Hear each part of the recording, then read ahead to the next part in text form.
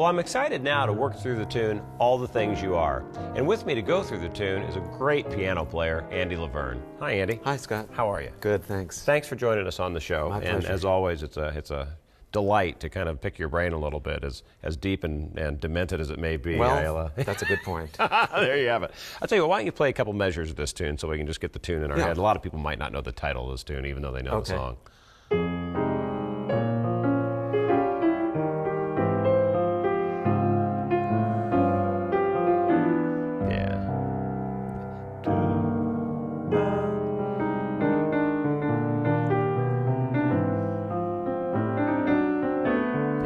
This had pretty heavy chord changes for a tune written in the early 40s. Yes. You know, which is probably why the jazz community has kind of adopted it for, 50 years. Absolutely. They picked up on it right away, I think. What do you think? That is an odd thing. Some tunes seem to stand the test of time and others don't. Right. What is that mystery all about? Well, I think it's got something to do, in terms of the construction of the tune, maybe it's certainly the melody is probably the most important part. Mm-hmm. But this tune, along with that very simple melody, has some very interesting harmonic movement to it as well. Sure. So I think those two components, really make a tune that's interesting enough that everyone wants to that keep.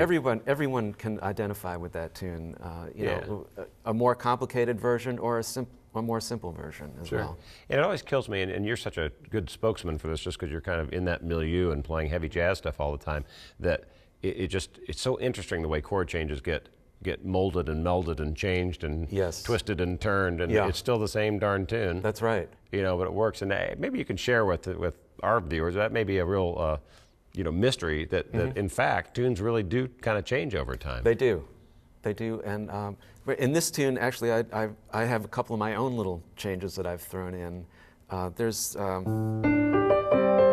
is in the bridge.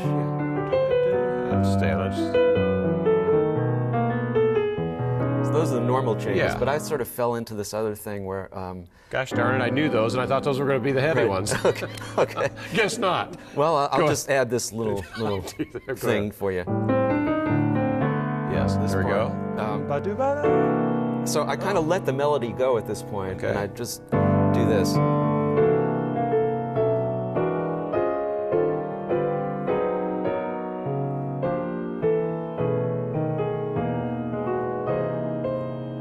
Go back in? So you really just don't even play the melody through the bridge? I don't play the melody at that point in the bridge, Now, I want to know, at what point in your career you feel like, you've got the ability to just not play melodies anymore? I think this point right now. You're there? Yeah, I've arrived. That's great. That's deep. Now, working through a tune like this, I've heard this tune recorded. Have you ever recorded this tune, by the way? Yes, I have. On one of your records? At least one, probably more, but I know for sure that I did it with John Abercrombie. And actually, there's a kind of a story for that as well. This goes back to my reharmonization thing, changing the chords of the song, keeping the melody the same. Right. Actually, John started a really nice reharmonization. And who you're talking about is John Abercrombie. John Abercrombie. Yeah, good friend of yours. You guys do a lot of work together. A fantastic jazz guitar player. So he had started a reharmonization of this tune, and then he didn't finish it. And I said, "Man, John, this sounds great. Why don't you finish it?" He said, "I don't know what else to do." So I took it upon myself to finish his reharm. So he did the first half, I did the second half. Cool. And that's what we recorded. And the two of you did it in the duet stuff on those albums. Those are the nicest albums I've heard. Those, and it's such a great.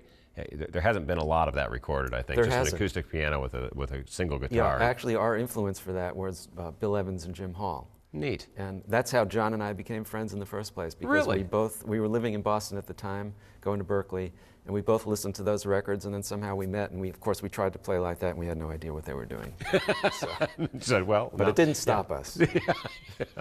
Gosh forbid you go through any of that. So, what I was going to get into with this one, I've heard this tune recorded in a lot of different tempos, and not necessarily different styles, but we may even take the sublime to the ridiculous and do that too. But I want to kind of expose to people watching the show right now, really how the exact same tune can work in different tempos and styles, just from a what genre are you going to play it in. So let's do that a little bit. At the beginning, if you're doing it as a slow ballad, just play a couple measures that way.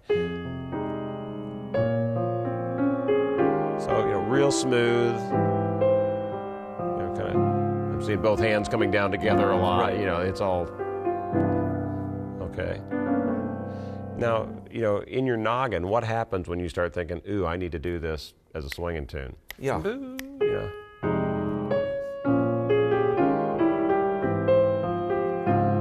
Now, what I sense there is really your chording is not quite as, it's less, or you're comping more, actually. That's right. What can you describe comping to? Because I should have asked you that question earlier on. Describe comping to our Comping, I viewers. guess, maybe is short for accompanying.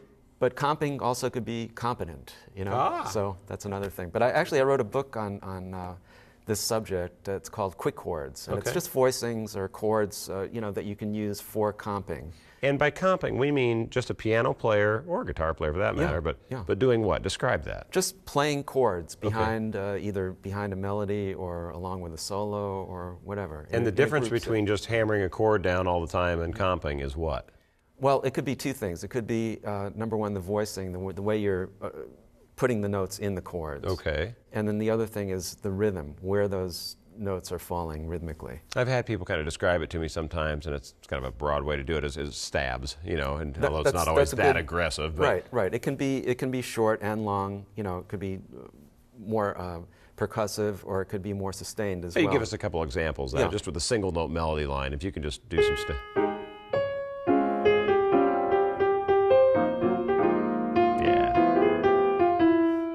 It's just a super definable jazz sound. Yeah. I mean, it is a jazz piano sound to hear a guy doing a single line, soloing, and comping behind it. So that is a thing. Now, as opposed to, let's do the other one, as opposed to this not comping. Right. Yeah. Right. So that may be a good help then. That may be a good thing for viewer to say, okay, that's kind of a good A-B test from, okay, I'm going to play the same chords. I'm just going to do them in shorter stabs, shorter bursts, something a little bit more rhythmic, and be thinking about swinging a little bit and doing that. Now, just to really go nutty, I mean, say you're going to do this exact same thing and try it even as a Latin or something. Not that I've ever heard this tune as a Latin tune, but you know, what would you do there? You know, actually, now that I think of it, I did this. I did a project a few years ago called Double Standard, where I took 6 standards and I did a reharmonization of each one, and then I did what's called a contrafact, which is the opposite of reharmonization. You change the melody, keep the chords the same, but you change the melody. What's that word? Contrafact. Oh, I've never heard that before. Cool. I think it actually comes from classical music, contrafaction. Okay. But in any case, I remember that I did All the Things You Are on this record, and I did my contrafact of All the Things was Latin. Was it a Latin one? Yeah, it was a Latin version. That's going to sound like we loaded that up, and I promise that didn't happen. I just remembered that myself. That's good. So yeah, just to give a couple measures, just so again we can kind of hear the same melody, same chords, but here's a totally different feel.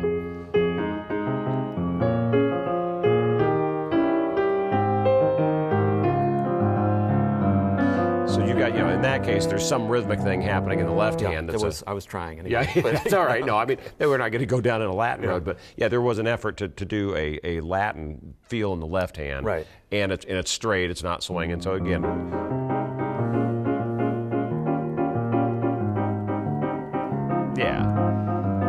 so straight up and down, not swinging, and some stylistic things. So I guess you can try to really finish that conversation is, you have the freedom as a pianist in this style when you're reading a lead sheet to really turn it into whatever piece of music you want to. So at some point you've got to kind of make some conscious decision of, I'm going to try to play it down this alley or down this alley or down this alley, and then kind of do what needs to be done stylistically to get it there. So, okay. Well, I'll tell you what. Let's hear you play this tune. This is always the best part of these segments. I get to sit really close. It's like when you get to walk up behind somebody like, you know, Andy, and, hey, can I look over your shoulder? So I'm enjoying this greatly. I'd love to hear you play this whole tune. Okay. This is Andy LaVerne playing All the Things You Are.